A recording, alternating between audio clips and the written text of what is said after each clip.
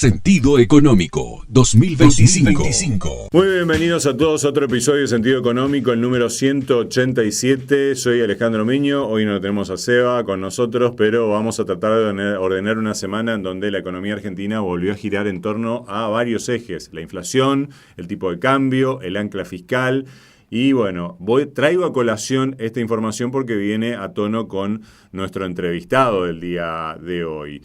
En estos días estuvimos repasando concienzudamente para estar bien preparados para hablar con justamente quien va a ser el protagonista de nuestro encuentro de hoy. Los reportes del Grupo SBS nos muestran este cuadro: una inflación que se estabiliza en niveles cercanos al 2% mensual, con un pass-through a precios dentro de todo bajo. Cambiario también, esquema de bandas cambiarias que el gobierno sale a defender, el Banco Central que administra la compra de reservas sin forzar la demanda de pesos, y un frente fiscal que por ahora sostiene superávit, pero que empieza a convivir también con ingresos tributarios que van bajando y un gasto que ya se ajustó considerablemente. Al mismo tiempo, estos anclajes macro logran o permiten entrever en los precios de los activos un Merval que por momentos se desmarca de la corrección global, bonos en dólares con algunos movimientos acotados, títulos SER que siguen firmes al ritmo de la inflación y un mercado de futuros que se va reacomodando en función también de las señales y de los drivers que va dando el Banco Central. Y bueno, en el transcurso también, por supuesto, tuvimos información de balances de las empresas de energía, agro, aluminio, fintech que presentaron resultados heterogéneos, algunas defendiendo márgenes, otras lidiando también con los costos financieros altos, muchas posicionándose también para el año que viene, en donde el acuerdo que se sostiene comercialmente con Estados Unidos y que se empezó a conocer en estos últimos días, y la evolución de vaca muerta pueden ser grandes diferenciales. Así que bueno, tratando de armar con todo esto un rompecabezas, aparece la mirada justamente de SBS, que me tomo el atrevimiento y le voy a preguntar a Juan Manuel Franco, el economista en jefe de SBS, si se está describiendo un equilibrio todavía sin euforia, tampoco pesimista, que reconoce los avances, desinflación, las bandas, el superávit, los acuerdos, pero también vislumbra, y como corresponde, los riesgos y los límites para sostener este esquema en el tiempo. Así que bueno, Juan Manuel, va a ser un placer recorrer con vos un poco todos estos temas y muchas gracias por participar nuevamente de este espacio con nosotros. Bueno, Alejandro, muchas gracias por la invitación y un gusto hablar con vos. Y sí, vamos a tratar de repasar un poquito a ver qué está pasando para que la gente pueda entender un poquito más desde nuestra mirada, ¿no? Exactamente. Bueno, a ver, yo más o menos lo resumí, no sé si lo considerás bien resumido, le agregarías algo o le darías un realce a alguno de todos estos temas en particular como para empezar a recorrer ya en definitiva, por decirlo de alguna manera, el budget rumbo al año que viene, ¿no? Bueno, el año estuvo marcado por el ciclo electoral, obviamente. Tuviste muchos hitos, por decirle de alguna manera, sí, a todo lo que fue pasando. Obviamente que nos concentramos en lo más reciente, que fue el tema de las elecciones, ¿no? O sea, ya la semana que viene se cumple un mes más o menos de las elecciones, con un resultado que fue recibido muy positivamente por el mercado. Un resultado que no estaba en los planes del mercado tampoco, porque vos fijate cómo subieron fuertemente los activos financieros y claramente eso te marca que no era el escenario base, claro, lo que se terminó dando, ¿no?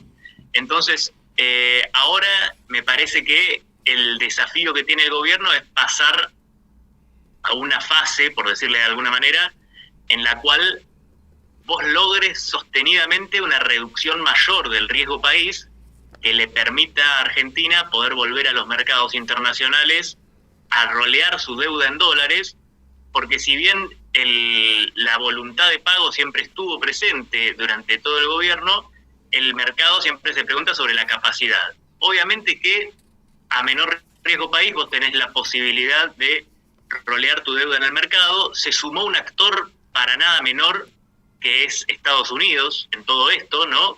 Con un apoyo más que contundente y te diría inédito en la historia, no solo para Argentina, sino para otros países también. Entonces, eso, más más el envión positivo que tuvo el mercado después de las elecciones, yo creo que el gobierno debería aprovecharlo para empezar a dotar de mayor robustez algunas cosas que se han logrado, como por ejemplo el superávit fiscal, y en el corto plazo la pregunta del mercado pasa más que nada por el tema de la acumulación de reservas. Ahí el gobierno calificó esto como prioritario en algunas declaraciones recientes, pero el mercado todavía está esperando a ver cómo va a ser esa acumulación, ¿no? O sea, la incógnita está viniendo por ahí. Claro. Con respecto al tema de la primera cuestión que vos abordabas, Juan Manuel, que es precisamente el de poder reducir el riesgo país y lograr su deuda en dólares. Por supuesto que todavía no se sabe exactamente cómo va a funcionar esto, pero bueno, se dice que va a haber un aporte muy significativo, para rescatar varios de los títulos que fueron en algún momento, creería que la mayoría reestructurados y que tienen vencimiento en los próximos 2 años. Uno lo dice como si fuera una cosa natural, pero realmente también es otro hecho tal vez inédito y más que significativo a ver, con la información que ustedes manejan, ¿qué certeza le ven de que pueda llegar a ocurrir hasta el momento? Y bueno, ¿qué escenario, qué horizonte puede llegar a abrir esa situación? Bueno, la clave acá es pensar en cuáles son las necesidades de dólares que tiene Argentina al momento de pagar sus deudas. Vamos a concentrarnos en los próximos 2 años, si querés, que es sí. Lo que resta del mandato de Milei. En el 2026, si vos neteás y te concentrás en los pagos de deuda que son al sector privado y al FMI, vos tenés pagos por alrededor de 13, 14 mil millones de dólares en el 2026 y de 19, 20 en el 2027. Si te concentrás de eso en lo que es bonos en manos del sector privado, vos lo que ves es que la carga de los bonos que vencen en 2029 y en 2030 es la mayor dentro de los bonos. ¿Por qué? Porque estos bonos están amortizando capital ahora. Los otros simplemente pagan interés y van a empezar a amortizar más adelante. Entonces, claro, si vos hicieras una operación de recompra de bonos de alguna manera que permita reducir esas necesidades de dólares, por lo menos en el corto plazo, ofreciendo algo atractivo también, y el qué tan atractivo también depende de haber podido o no bajar y en qué magnitud el riesgo país, claro, seguramente el mercado lo pondere positivamente. Lo que se habló incluso previo a las elecciones de octubre fue esta famosa operación de deuda por educación, en la cual organismos internacionales de crédito te financian el swapeo, por así decirlo, de deuda que tenés con el mercado y que la pasás a tener con ellos. O sea, como que ellos te prestan fondos para que vos canceles esa deuda, para que vos la recompres y vos te ahorres pagos. Porque si bien los cupones de los bonos de Argentina son muy bajos y son más bajos que la tasa que te cobran los organismos internacionales, la realidad es que la tasa que te cobran los organismos internacionales es menor a la que tendrías si vos salieras al mercado a pedir, a colocar bonos, ¿bien? Sí, claro. Entonces, en ese sentido, la operación sería positiva. Todavía no se avanzó mucho más con eso, solamente se mencionó, y ya lo viene mencionando el gobierno, esto de la recompra de bonos. Entonces, vamos a ver de qué manera se instrumenta, pero lo importante es que seguramente se va a concentrar en estos bonos que te digo, los que vencen en el 2029 y en el 30, para poder aliviarte la carga de necesidades financieras en dólares del año 2026 y del año 2027. Si vos conseguís eso y además encarás un sendero de acumulación de reservas que le dé más seguridad al mercado respecto a tu capacidad de pago, posiblemente veas al riesgo país caer. Fíjate que, por ejemplo, ayer mismo, está bien, es la provincia que mejor rating crediticio tiene, que es la ciudad de Buenos Aires. Ayer la ciudad de Buenos Aires salió a emitir 600 palos y tuvo muchas ofertas, ¿sí? Sí. Y salió a una tasa muy, muy buena, ¿no? O sea, salió a 7,5 el cupón. Entonces, y un poquito más el rendimiento. pero esto lo que te marca es que hay cierto apetito por riesgo argentino. De hecho, venís teniendo un aluvión de colocaciones de bonos corporativos en dólares, que eso permite, vía cuenta capital y financiera, empezar a engrosar los dólares que entran al país. Me parece a mí que una de las claves va a ser precisamente ver si este apetito por riesgo argentino, por colocaciones de bonos en dólares, ayuda y en qué magnitud a el Banco Central y o al Tesoro a empezar a acumular dólares para generarse un buffer de reservas que le permita al mercado creer y decir, bueno, este me va a pagar porque tiene la plata, ya me demostró que me quiere pagar, porque antes, por ejemplo, durante todo el 2024 se pagaron contra reservas los pagos de deuda precisamente, que fue el motivo por el cual no pudiste acumular reservas, y entonces de esa forma vos le das una mayor seguridad al mercado y eso genera que tus bonos soberanos tengan mayor demanda también, porque si es más creíble el deudor, más demandado va a ser sus papeles de deuda, ¿no? Entonces el desafío es ese, ¿no? Es ver qué tanto te ayuda la cuenta capital y financiera.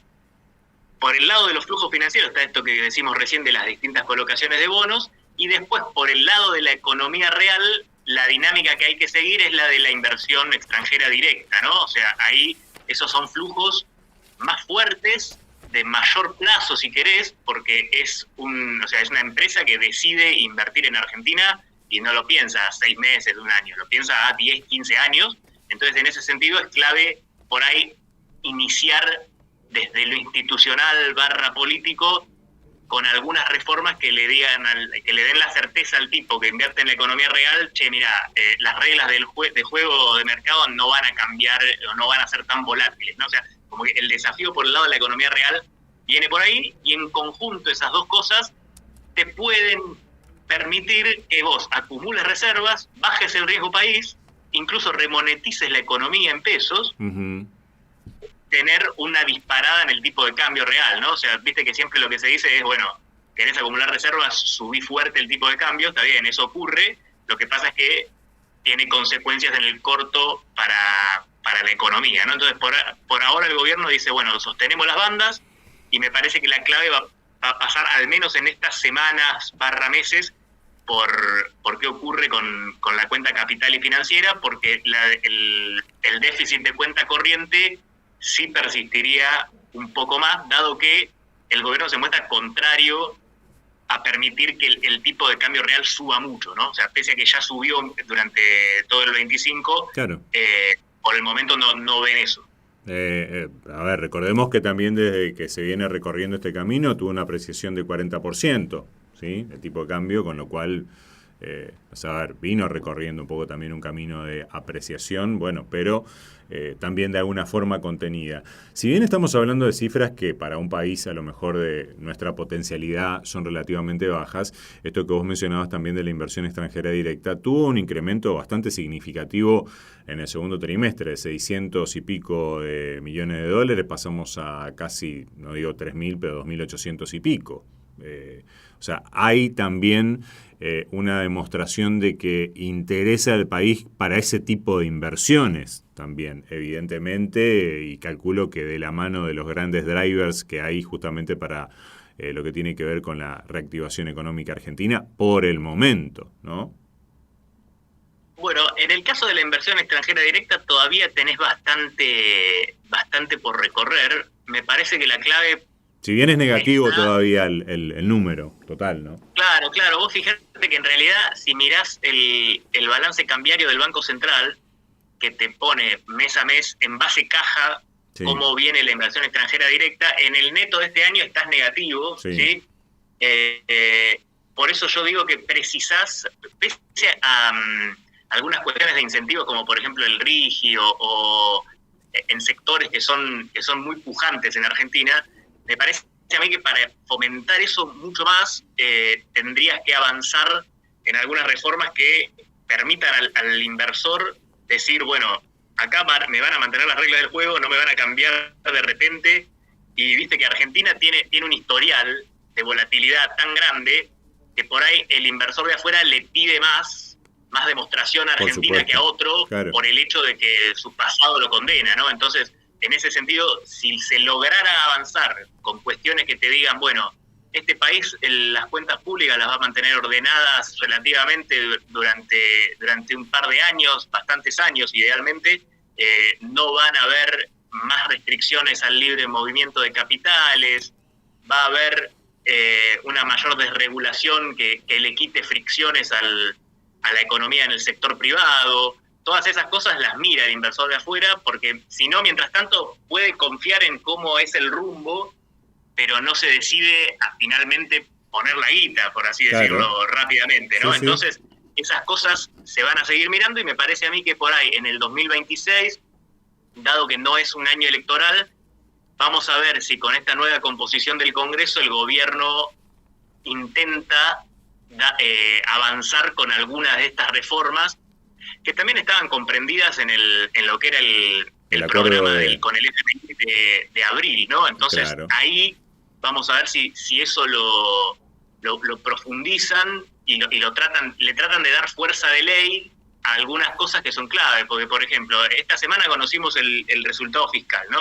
De vuelta superávit primario, superávit financiero, todo, pero si vos le das mayor solidez vía reformas que se aprueben en el Congreso, eso tiene más fuerza hacia adelante, porque hoy por hoy es clara, es evidente que durante todo el mandato actual se le ha dado importancia a mantener las cuentas públicas ordenadas, pero no dejas de estar expuesto como inversor o como argentino, te diría, a que si cambia el color político hacia alguno que no le da tanta bola al superávit fiscal o a mantener las cuentas públicas ordenadas, te lo revierte fácilmente. Entonces, las reformas tienen que ir pensadas en el sentido de que la cosa no sea de fácil reversión, ¿no? O sea, que por ejemplo, normalización tarifaria, una reforma laboral que le quite costos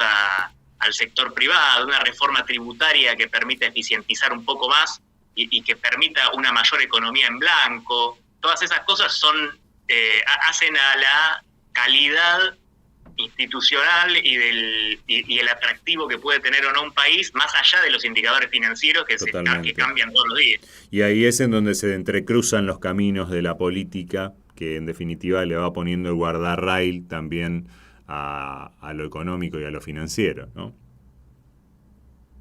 Y sí, porque vos tenés que lo financiero, como reacciona más rápidamente, fíjate, por ejemplo, lo que pasó en las elecciones. Ahí tuviste un caso testigo, si querés. O sea, el mercado no priceaba el resultado al mercado le gustó y el mercado pagó y las cosas subieron. O sea, simple. Y lo financiero te cambió muy rápidamente. Vos fíjate que, por ejemplo, las tasas de interés en pesos, las cortas, se desplomaron. Sí. Está bien, el primer día subieron porque bajaron tanto los futuros de dólar que los tipos tuvieron que salir a buscar pesos al mercado para pagar el mark to market. Eso fue una cuestión coyuntural de esas primeras ruedas. Sí. Pero las tasas de interés en pesos bajaron y eso se acomodó muy rápidamente. El riesgo país bajó, los bonos subieron, las acciones subieron. O sea, las condiciones financieras todo el tiempo están cambiando en base a expectativas, y como la expectativa fue mejor, las condiciones financieras mejoraron de una, claro, inmediatamente. O sea, siempre pasa eso. Ahora, de manera un poco excesiva, tal vez en algún caso, ¿no?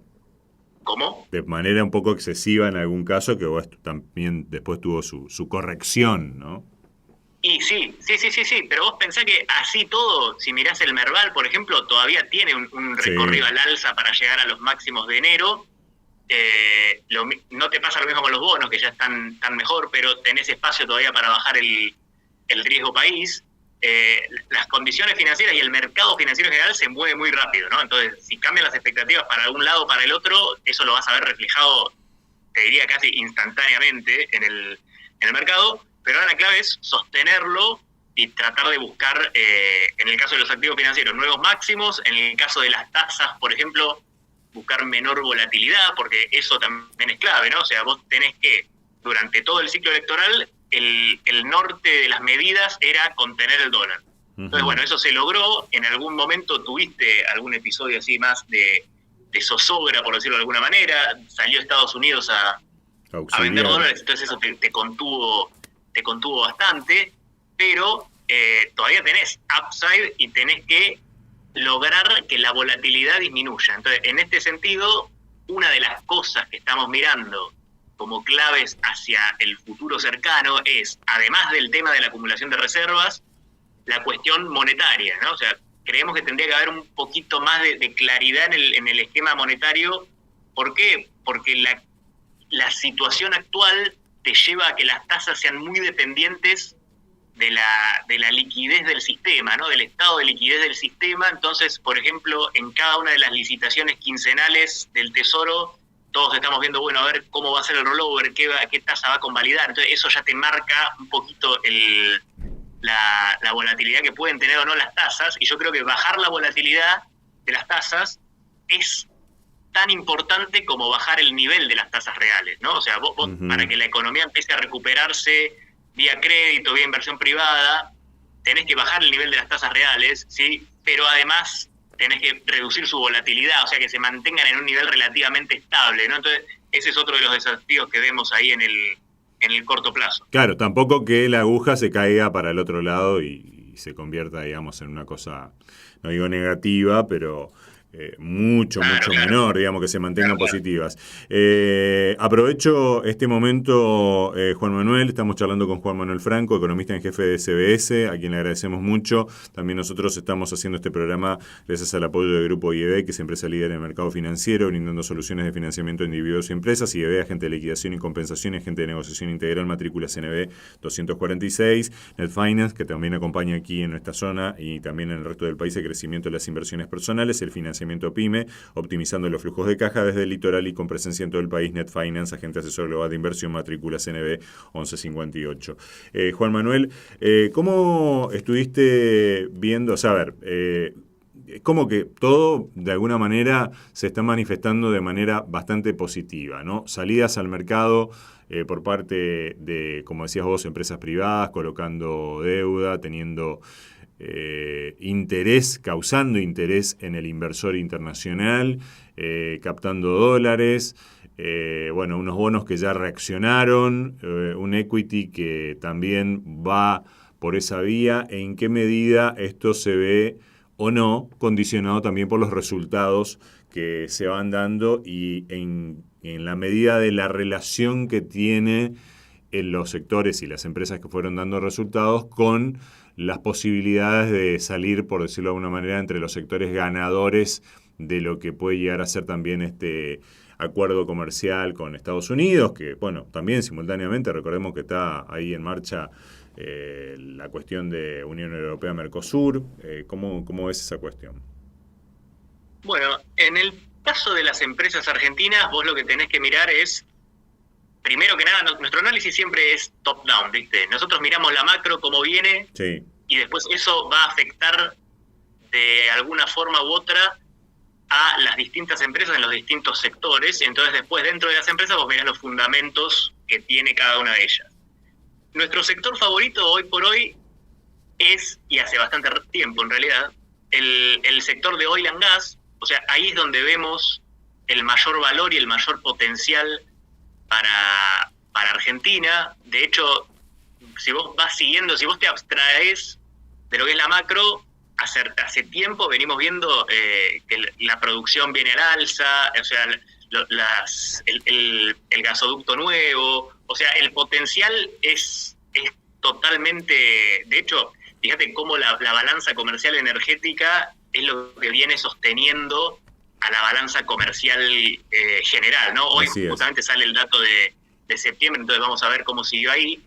Pero en el sector energético, más precisamente en lo que es hidrocarburos, de donde vemos el mayor valor, consideramos que hay otros sectores que podrían verse beneficiados por la macro hacia adelante. Necesitas estabilidad, por ejemplo, los bancos. Todo este entorno de tasas tan volátil no les vino bien. La semana que viene vamos a conocer los balances de los bancos al tercer Q y no se esperan grandes resultados. Pero si vos mirás por el otro lado lo que es los resultados de las empresas que ya salieron del sector energético, tenés motivos como para decir, che, esto puede valer más, ¿no? Y sobre todo pensando, no sé, en utilities, ¿no? O sea, aquellas empresas distribuidoras. Sí. Uno ve que si se normalizara el esquema tarifario y de subsidios y todo eso, que es lo que supuestamente el gobierno busca, ¿no? Hacia adelante, también tendrías valor ahí, ¿no? Después mirás una acción como, por ejemplo, Vima. Si el mercado argentino crece, la ganadora es Vima ahí, ¿no? Entonces te crece el volumen de operaciones, eso genera mayores ingresos para una empresa así como Vima.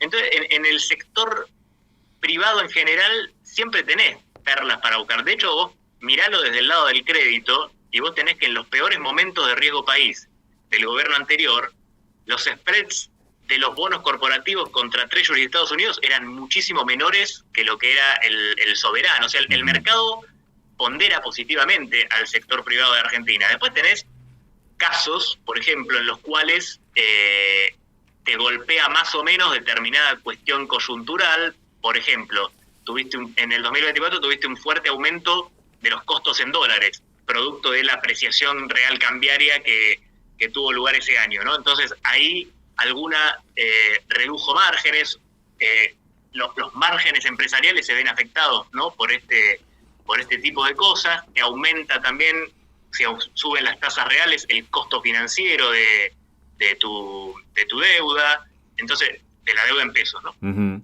Entonces, todas estas cosas las vamos mirando, pero en líneas generales somos optimistas, ya te digo, sobre todo con el sector oil and gas, pero después, por ejemplo, si se normalizara toda la cuestión de las tasas y la volatilidad, como te decía, podrías ver algo de valor en los bancos a medida que se reactive por ahí un poquito más el crédito, la actividad económica. O sea, los bancos, como en el gobierno actual, dejaron de, en líneas generales, de prestarle tanto al Estado, claro, y pasaron a prestarle más al sector privado, que es el negocio normal que tiene un banco.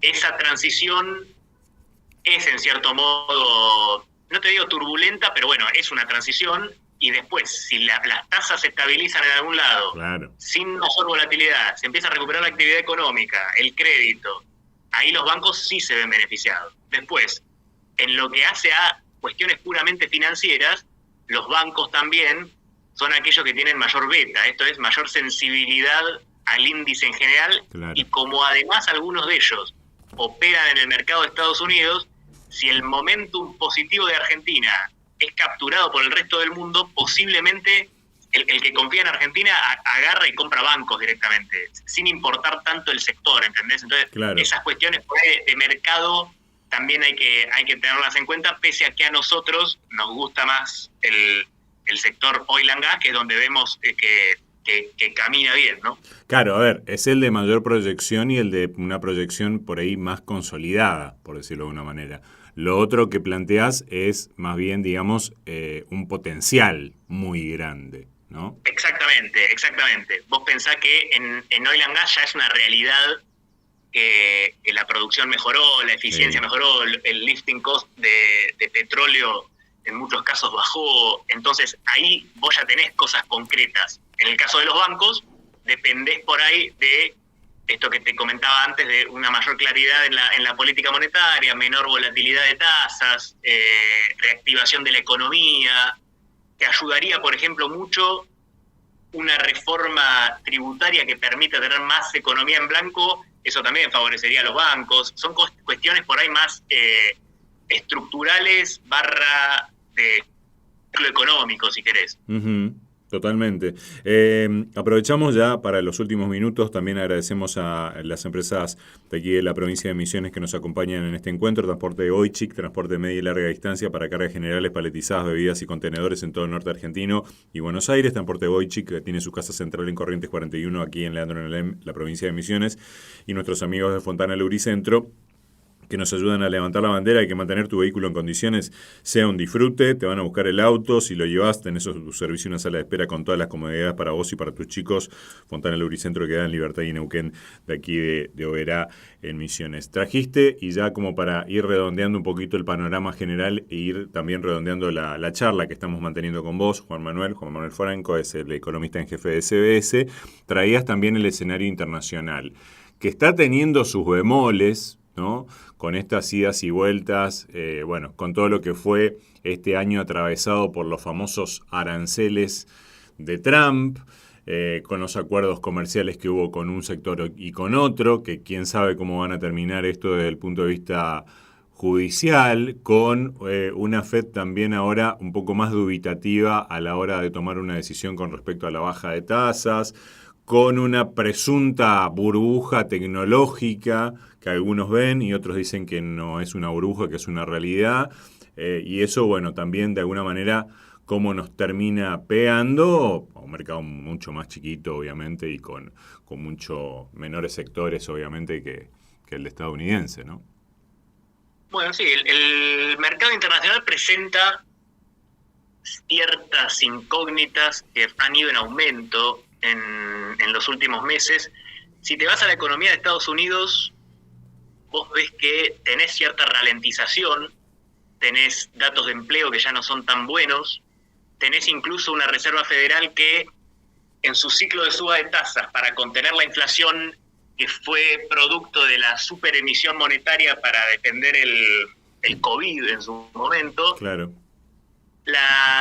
los datos de actividad y empleo empezaron a ser un poquito magros, ¿no? Por decirlo de alguna manera. La Reserva Federal recortó tasas 2 veces este año, alegando que hubo un giro en el balance de riesgos desde la inflación hacia actividad y empleo, que es lo que estábamos diciendo. Además, lo que te ocurrió este año fue que tuviste el shutdown del gobierno estadounidense más largo de la historia. Para que la gente entienda, el shutdown quiere decir cuando en el Congreso de Estados Unidos no se ponen de acuerdo con la asignación de partidas presupuestarias. Entonces, como no se ponen de acuerdo, el Estado federal no gasta más hasta que se pongan de acuerdo. Entonces, si sos empleado público no cobrás, si recibís algún beneficio del Estado no te lo pagan, el Estado no hace erogaciones. Y esto duró 43 días en Estados Unidos, hace poquito se pusieron de acuerdo y tiene su impacto sobre la actividad, ¿no? Entonces, ahora, como además lo que te ocurrió fue que las agencias gubernamentales discontinuaron los datos macroeconómicos, claro, porque se había cerrado el gobierno. Es para que te des una idea, es como que el INDEC no publique la inflación o los datos. Claro. Eso ocurrió en Estados Unidos durante las últimas semanas. Entonces el mercado está viendo, qué impacto va a haber tenido este shutdown y cómo va a haber reforzado la tendencia a la baja que ya mostraban el empleo y la actividad, y cuál va a ser la respuesta de la Fed. En la última decisión de tasas, la Fed dijo, vamos a cortar con el QT. El QT es una política restrictiva que tenía el Banco Central, la Fed, de retirar dólares, y van a empezar también a seguir bajando, van a continuar con el ciclo de tasas a la baja, ¿no? Entonces, ahí la pregunta es cómo se va a ver afectada la economía de Estados Unidos, a lo cual se le suma la pata financiera, en el sentido de que no son pocos los que empiezan a mirar de reojo las valuaciones que tenés en el sector de inteligencia artificial en el equity norteamericano, ¿no? Entonces vos ves eso, tienen ciertas dudas, hay mucho contrato cruzado entre estas empresas. Obviamente que la inteligencia artificial es algo disruptivo y que vino a cambiar la productividad de la economía, no solo de Estados Unidos, sino en general. Lleva también, que es un punto que va a mirarse y mucho, costos asociados, ¿no? O sea, el costo energético de poner a funcionar toda la IA es importante. Entonces, por eso vos estás viendo que Estados Unidos busca cerrar algunos acuerdos. Por ejemplo, hace poquito, ayer, cerró con Arabia cierto comercio de energía también, y yo creo que va orientado al tema de poder sostener toda la maquinaria de la IA. Y por el otro lado, saliéndote de Estados Unidos, tenés que otros países desarrollados muestran también este agotamiento, ¿no? O sea, Gran Bretaña muestra agotamiento, Japón sobre todo, vos tenés subas en las tasas de los bonos de Japón, que históricamente siempre se consideró el yen como la moneda de carry trade internacional. Entonces, si tenés una suba fuerte, pronunciada en la tasa de los bonos de Japón, eso puede tener coletazos a nivel internacional. Después, por el lado de China, también estamos viendo cierto estancamiento en la economía. Tenés algunos meses incluso con deflación, lo cual en el caso de China si persistiera sería preocupante. Entonces, en ese marco se encuentra Argentina. Me parece a mí que, yendo a lo que comentabas hace un ratito del acuerdo comercial con Estados Unidos, hay upside para varias empresas. Está este tema que comentábamos energético, pero en este mundo estamos hoy, ¿no? Entonces, si tuvieras algún coletazo internacional importante, obviamente que Argentina no va a ser la excepción y va a sufrirlo. La cuestión es estar lo mejor parado desde los fundamentos domésticos para poder afrontar eventuales shocks que pudieran presentarse, ¿no? Totalmente, así que bueno, y de hecho lo vemos también en los índices, que bueno, cuando todo se tiñe de rojo en todo el mundo, el Merval y la deuda tampoco son la excepción acá en Argentina en estos últimos días, pero como decís vos, todavía con muchos aspectos macro por tratar, de consolidar a los fines de poder estar un poco mejor armados frente a esos embates que mencionabas, ¿no?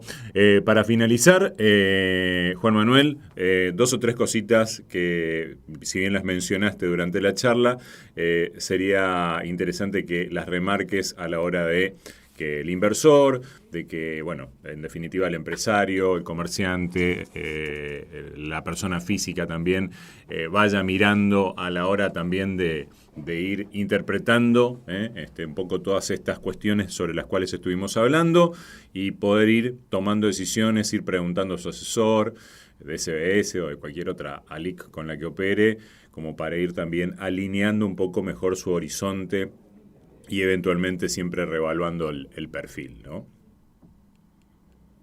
Bueno, desde lo doméstico me parece a mí que la clave en el corto plazo va a ser cómo va a ser el sendero de acumulación de reservas. Ya el gobierno confirmó en varias oportunidades que las bandas cambiarias van a continuar. Yo creo que dado el resultado electoral y sobre todo el espaldarazo de Estados Unidos, las bandas son creíbles en el corto plazo. El flujo financiero vía cuenta capital y financiera va a ser clave para ver si podés seguir sosteniendo este tipo de cambio real que te genera déficit de cuenta corriente, ¿bien? O sea, vos podés convivir con déficit de cuenta corriente, pero si los flujos de la cuenta capital y financiera son importantes, eso no representaría ningún problema, porque tenés con qué sostenerlo.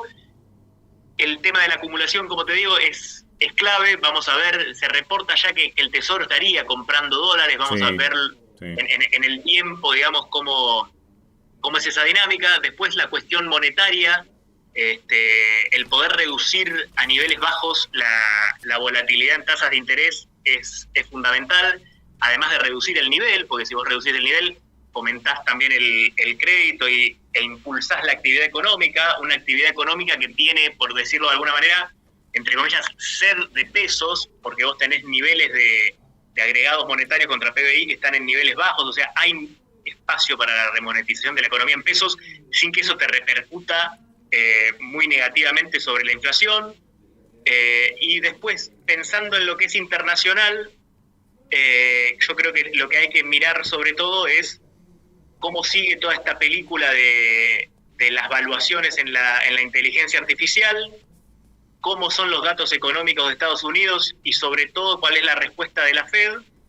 Y en términos de tasas lo que hay que mirar también es lo que es Japón sobre todo, pero bueno, mirate los países desarrollados en general para ver si el mundo desarrollado empieza con políticas de estímulo o no para sostener una actividad económica que muestra ciertos signos de agotamiento, ¿no? Entonces todas esas cuestiones van a ser clave. Y te agrego una más por el lado de Argentina, es ver cómo es el tema de no solo estas recompras de bonos que hablábamos al comienzo, sino también desde lo político, cómo es la negociación para tratar de pasar algunas reformas que al inversor le den mayor seguridad sobre las reglas de juego.